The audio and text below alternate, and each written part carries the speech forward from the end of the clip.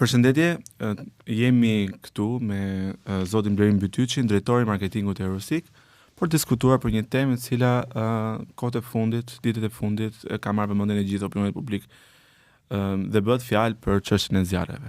Por jo vetëm, sepse këtu do prekim pjesën e sigurimeve, e rrezikut që kanë shqiptarët në banesat e tyre, por edhe një nga problematikat që me thënë drejtën na ka shoqëruar kohët e fundit, ku sa herë ndodh një tërmet, sa herë ndodh një zjarr, ne kujtohemi që kush i siguron të shtëpia.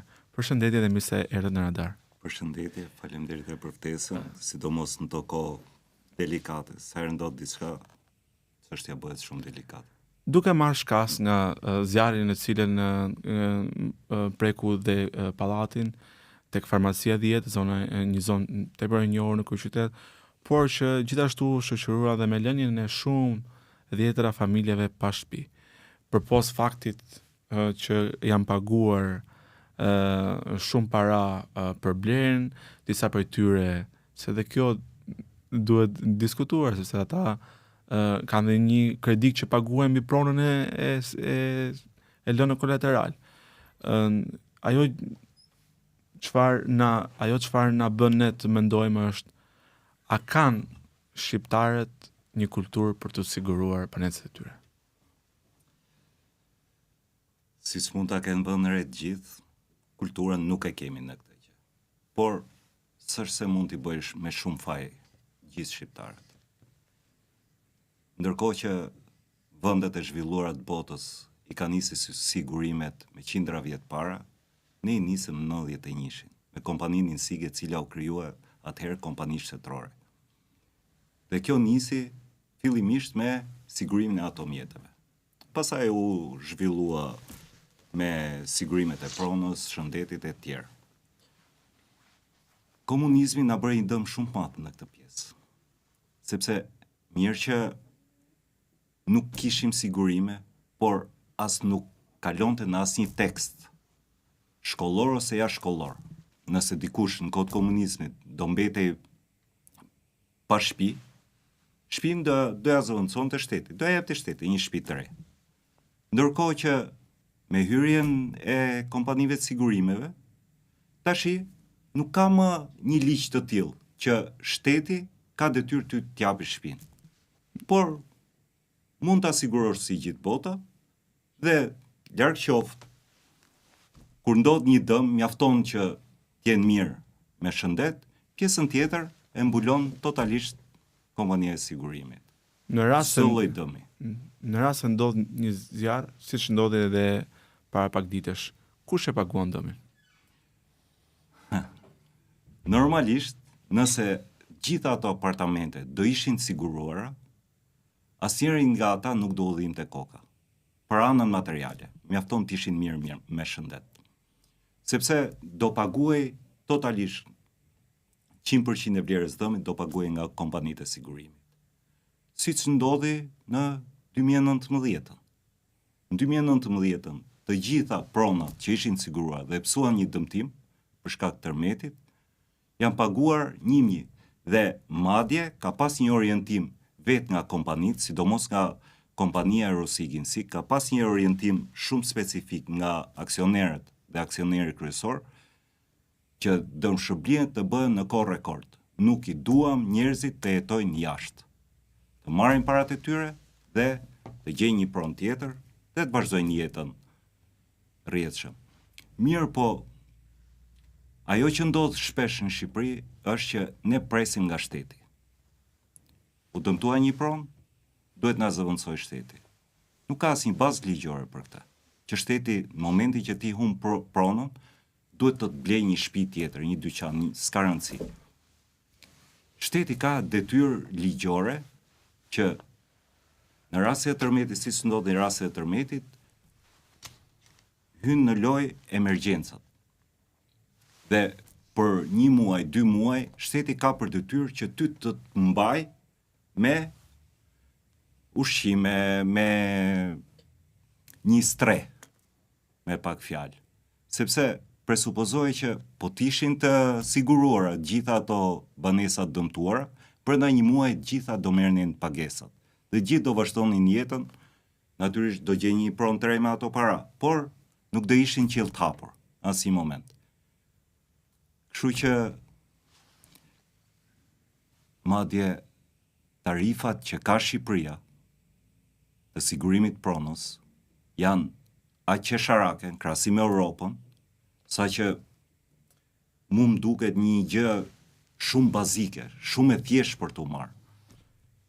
Sa do të paguaj një shqiptar që mos i dhemi koka në momentin që i ndodh një fatkeqësi e tillë? Supozojmë, po ju marrim shembull juve. Supozojmë ke një shtëpi me 100 metër katror. Kjo shtëpi do kushtoj 1 euro për metër katror. Maksimumi. Pra po themi që për 100 euro në vit, për një apartament 100 metër katror kushton 100 euro. Me këto 100 euro ti mund të marrësh mbrapsh, nëse është shkatrim total i pronës, 100.000 euro. Mirë po 100.000 euro mendoj se nuk janë pak për i fillim të ri. Është një goxhandim. Pra, vlera maksimale që mund të marrë një njeri në momentin që ka të regjistruar, ka të siguruar pronën e tyre, pra një agjencie, është 100.000 euro për 100 euro. Pra, kjo është llogaria që do të bëj gjithë secili. 1 për 1000. 1 për 1000. 1 për 1000. Që po ta kalkulosh, i bie që ai nëse e paguan sigurimin e pronës me breza gjithë, për 1000 vjet, një herë të ndodhi në 1000 vjet kanë nxjerr gjithë pagesën e 1000 vjetëve. Larg qoftë, inshallah s'ndodh se nuk është një gjë që ja urojmë kujtdo. Patjetër. Asnjëri do. Ju vetë si kompani keni një dieni se sa janë siguruar pronat në Shqipëri, apo një përqindje se a jemi në një përqindje alarmi apo sa janë të ndërgjegjësuar për të kuptuar? Jemi në një përqindje fillestare. Dhe kjo më shumë për shkak të bankave, pasi bankat i detyrojnë për mos jenë të ekspozuar ndaj rrezikut që të humbi prona ose jo, i detyrojnë kredimarrësit që të sigurojnë pronën, në rast fatkeqësie të paguhet kjo pronë, siç ndodhi në 2019 që tregu i sigurimeve ka paguar mbi 40 milion euro. Në kohë rekord. Pa asnjë dhimbje koke. Nëse flasim për 100 euro, që për një familje që ka një shtëpi 100 metër katror, por çfarë humbet realisht një familje, sepse bëhet fjalë për raste të ndryshme, mund të ketë raste kur mund të ketë thjesht një zjarrvënie, se nuk do të thotë që ju si kompani apo kompanitë e sigurimit në gjithë Shqipërinë do shpërblejnë vetëm në momentin që prishet komplet shtëpia, apo çfarë humb një familje duke mos paguar këtë 100 euro? Po ta kalkulosh 100 euro në vit, janë më pak se bakshishet që mund t'i japim gjatë vitit një kamarier. Nuk mendoj se është një tarife lartë. Okej, mund të ketë një kategori që këtë 100 euro e ka shpenzim shumë të madh. Por jam i bindur që mbi 50% shqiptarëve i kanë mundësitë që ta sigurojnë shtëpinë e tyre. Dhe të flenë qetë. Për çdo dëmtim që mund të ketë, shtëpia e tij do i kthehet në gjendjen fillestare. Kudo që shtëpia paguhen pajisjet në një vlerë të caktuar dhe rikthimi i shtëpisë në gjendjen e mëparshme, ose më saktë më të re se që kishte. Duke qenë se jemi të ngjarje, më kujtohet që edhe pak kohë më parë ka pasur një ngjarje aty ngjitur ku 10 biznese u dogjën, duke qenë se ishin me materiale që marrin lehtësisht zjarr, dhe shumë biznese filluan të ankoheshin, na u dogjën investimit e 5 maj, na jemi në qiell të hapur, kishim kaq vlerë malli brenda, por në të raste, a vlen sigurimi? Të gjithë biznesmenët e zgjuar fillimisht sigurojnë mallrat e tyre, pastaj sigurojnë godinën. Sepse ajo është humbja e mallit çon pikën 0. Ndërkohë që po të humbasësh godinën, jo mallin, ti vazhdon aktivitetin gjithsesi në një mënyrë ose tjetër. Te 5 maj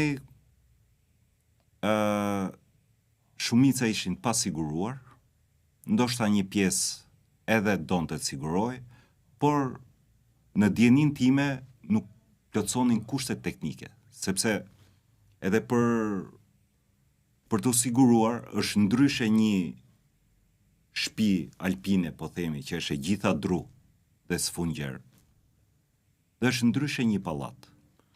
Si mund të sigurohet një biznes sot në Shqipëri që mos i dhemi koka në rast fatkeqësish? Si për sigurime e mallrave, të biznesit, të pronës, të gjitha këto janë në nivele pagesash shumë të ulta.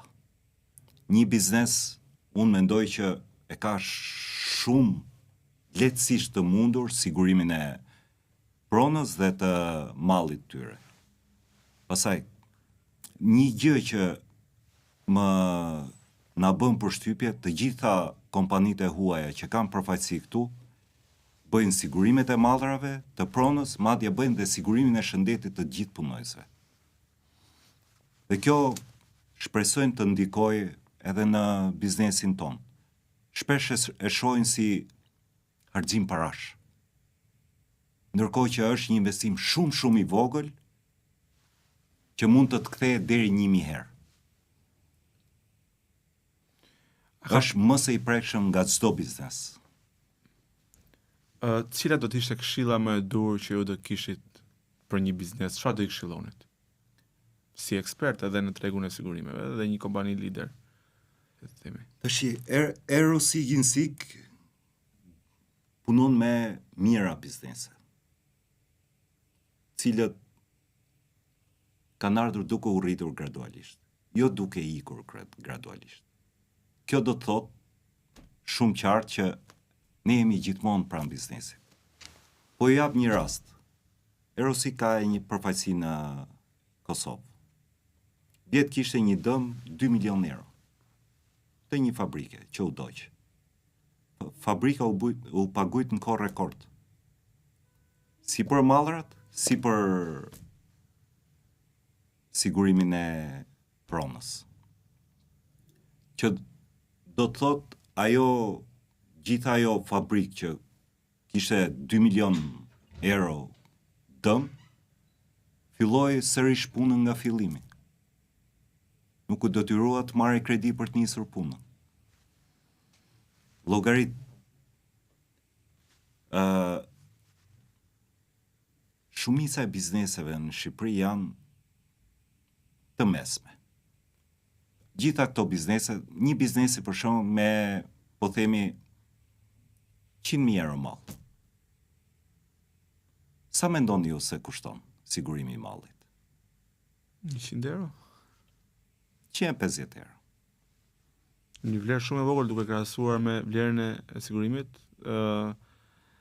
Kur janë lënë të djegshme e kështu, mund të shkojë 200 euro, po prap nuk është asgjë për të mbrojtur 100.000 euro. Absolutisht asgjë. Madje kjo do të ishte një mënyrë shumë e mirë që në fundit mos rinin pristin pastaj procedurat e tjera apo të pristin vetëm nga shteti kur mundet që këtë gjë ta rregullojmë vetë duke pasur parasysh që vlera e investimit siç e thatë ju është shumë e madhe dhe vlera që ne rrezikojmë është po ashtu shumë e madhe dhe duke pasur mundësinë e sigurimit do të mundet që nesër ne të rikthehemi aktivitetit normal pa pasur vështirësi të tjera. Dhe skepse mban syt nga shteti. Kjo pjesa e sigurimit është ende në fazën e një kulture, le të themi, sepse ndodh shpesh që kur shkojmë jashtë, ku gjithë secili për nesh ka pasur mundësi të shikojë, një nga gjërat kryesore që flasin janë sigurimi. Çfarë po ndodh në Shqipëri? Nuk ka fushata mjaftueshëm për të kuptuar si funksionon sigurimi, duke nisur dhe sigurimi vullnetar për një pension më të mirë për ata që nuk i del skema e llogarisë apo që duan diçka më shumë, ke sigurimi vullnetar privat apo te sigurimi i pronës apo te sigurimi i biznesit.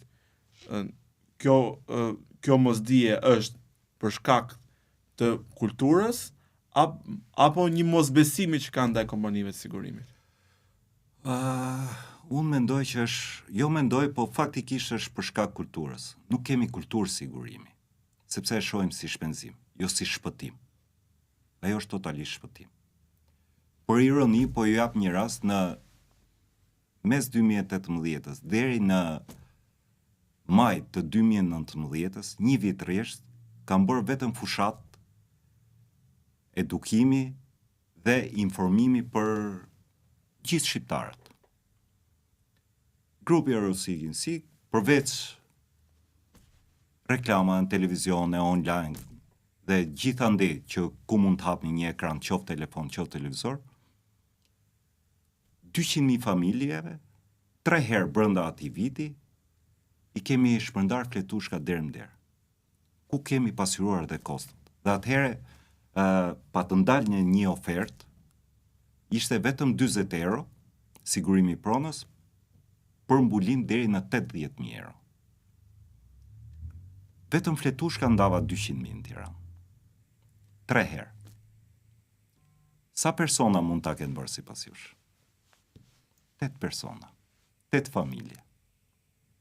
Kjo do të thotë që s'kemi kulturë. Sepse 40 euro mund ta bënte çdo familje në Tiranë, sigurimin e pronës. Si mendoni që zgjidhet kjo? Që edhe shqiptarët mos jenë më pa përgatitur në rast të këtyre ngjarjeve që përsëriten. Ndodhi tërmeti 2019-s. Telefonata pafund, email pafund, në gjitha mënyrat e komunikimit.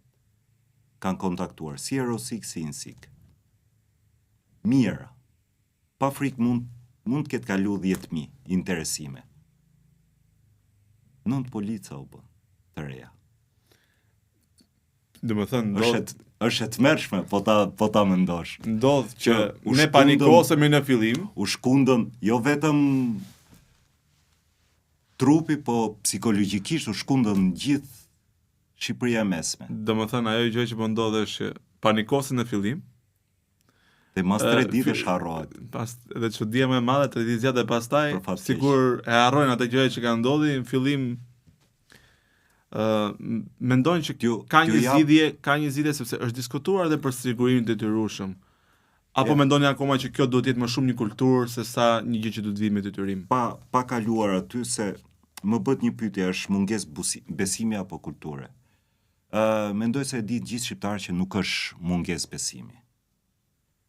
Mungesë kulture. Pse nuk është mungesë besimi? Vetëm Eurosig Insig vjet kanë paguetur 32 milion euro dëme. Vetëm këto 2 kompani. Cili është dëmi më i madh që ju keni paguar një individi? 2.5 milion euro. Bëhet fjalë për biznes apo biznes? Kur po bëhej bypassi i Vlorës. Ndërkohë që atëherë industria ishte jashtëzakonisht e prapambetur në krahasim me sot. Bëhet fjalë para 10 vitesh. Ose pak më herët. 2.5 milion euro është paguetur bypassi i Vlorës nga përmbytja që u bë. Të gjitha makineritë nga fillimi. Nëse shqiptarët nuk sigurojnë shtëpinë e tyre, çfarë sigurojnë më shumë shqiptarët? Atë që detyron shteti. Sigurimin TPL. Sepse në momenti që bëhet me detyrim, të gjithë do e paguajnë. Jo se duan ta paguajnë. Kanë frikë nga gjoba, nga penalitetet. Kanë frikë nga dëmi që i shkaktojnë tjetrit. Se në momenti që shkakton dëm, s'ke mundësi t'ja paguash, prandaj bëhet sigurimi, që hyn lojë kompania e sigurimit që të paguan dëmin që ti bëre. Por ka nga dhe ata që të bënde sigurim shtesë, se kanë hallë makines që mos i gërvishet. Po. Ndoshta është për qeshur, po. Ju jap një rast para 2 vjetësh. Vjen dikush siguron një makinë të shtrenjtë. Shumë e shtrenjtë. I bëri sigurim kasko. 1000 euro. Dhe sa ishte makina dhe sa ishte vlera e kaskos. Makina ishte diku te 650.000 euro. Po. Sigurimi me negocim e lam 12.000 euro. Kushtonte më tepër 12.000 euro. Për një vit. Për një vit. Dhe unë i bëra një pyetje shumë thjesht. Rastisën në atë moment. E kishte siguruar shtëpinë? Jo. Një gjë më akoma më jetike. Se nuk siguron dhe shëndetin. Larg qoftë, kapi apendiciti. S'po themi që do kesh smundje të mëdha. Thyve këmbën, krau, tjetra, të arzosh mirë aero.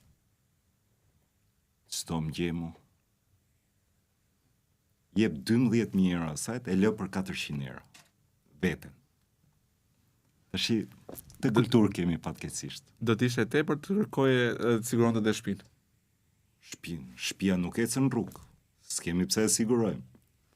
Sipas logjikës i individi. Është për qeshur, por është dhe një kamban alarmi, edhe kamban alarmi po bien çdo ditë. Por akoma nuk po i mbushim dot mendjen vetes që ajo është një tarif shumë e vogël. Ne kemi partner shumë të mëdhenj në gjithë botën. Kryesisht në Europë, që kanë aktivitet miliarda dollarësh. Ku ne risigurojmë këto apartamente, që t'jenë 100% sigurta. Dhe ta partner na kanë lënë shifra qesharake krahasime me rajonin. I kemi shumë të ulta realisht, ndërkohë që ndërgjegjësimi e disa sigurime pronë janë bërë vjet, po marrim 2025. Gjithë tregu ka qenë 254 milion euro. Gjithë tregu i sigurime, me makina, me shëndet, pronë, çdo gjë, përgjithësi. 29 milion euro janë bërë pronë vetëm. Që është qesharake, është 88 me 12%.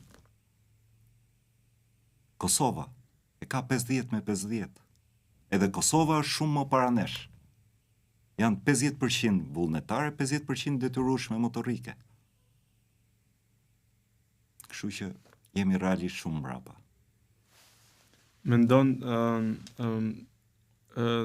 që duhet në këtë rast shteti të ndërhyjë, apo duhet ndoshta edhe gjithë kompanitë e sigurimit të bëhen bashkë dhe këtë kamban alarmi ta kthejnë në një fushat komunikimi, se nuk dua ta mendoj që ne në Shqipëri bëhemi vetëm duke na detyruar, por mendoj që jemi aq të emancipuar dhe europian sa të mund ta kuptojmë që kjo është për shtëpinë tonë dhe për ruajtjen e atij mjedisit që gjithkund nga ne e bën me aq çmundë sakrificë.